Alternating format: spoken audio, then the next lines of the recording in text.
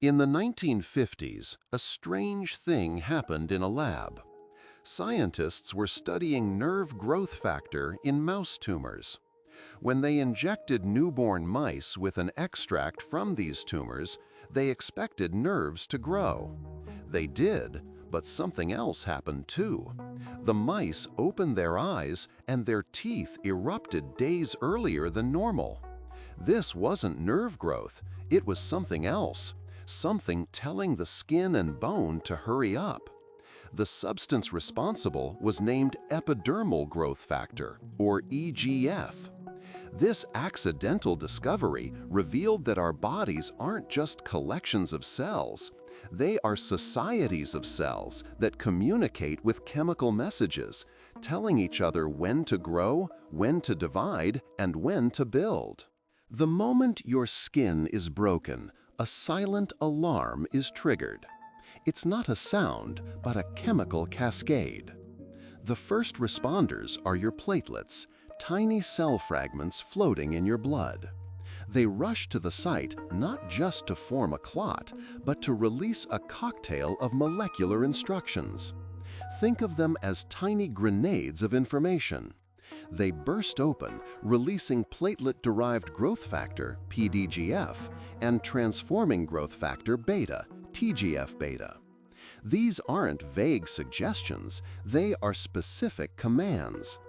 PDGF is a powerful attractant, a chemical siren calling other cells like fibroblasts and immune cells to the scene of the injury.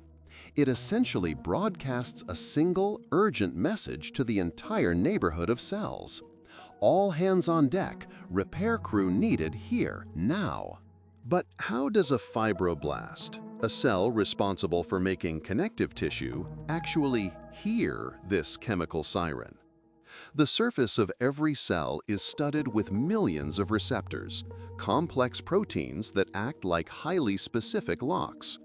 A growth factor molecule, like PDGF, is the key. When the key fits the lock, a receptor tyrosine kinase, in this case, it doesn't just open a door, it changes the shape of the receptor on the inside of the cell.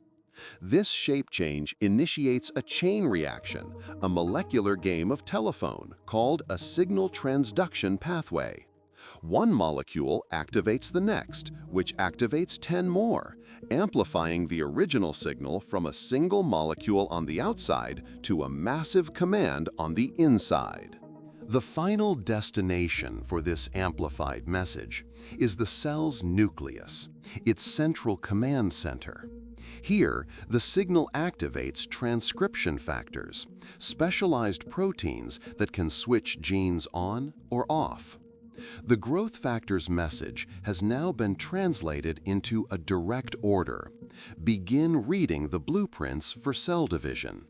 The cell starts manufacturing all the proteins and components it needs to duplicate itself.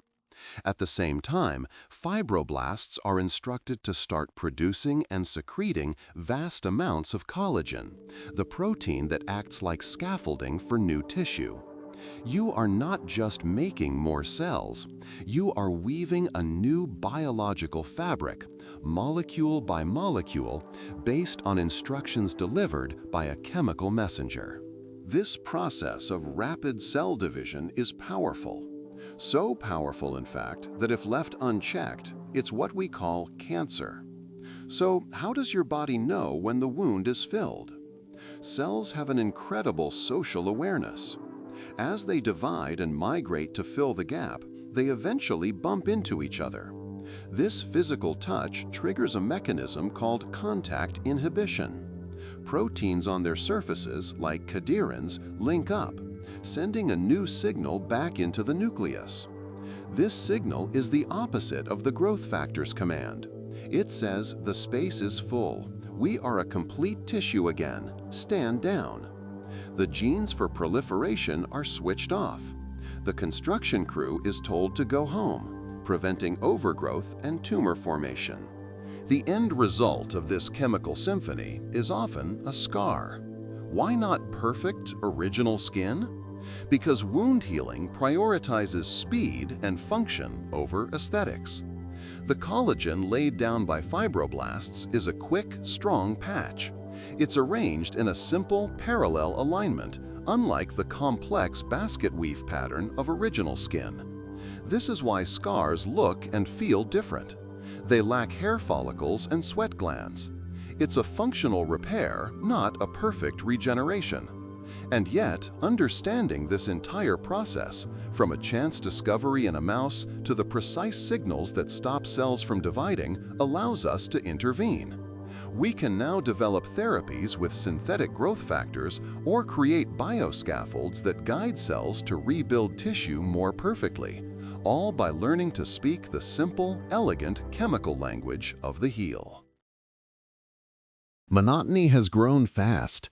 Nearly 2,700 people have watched in the last few weeks, yet less than 0.03% are subscribed. It would mean a lot if you joined by hitting subscribe. And again, thanks for watching.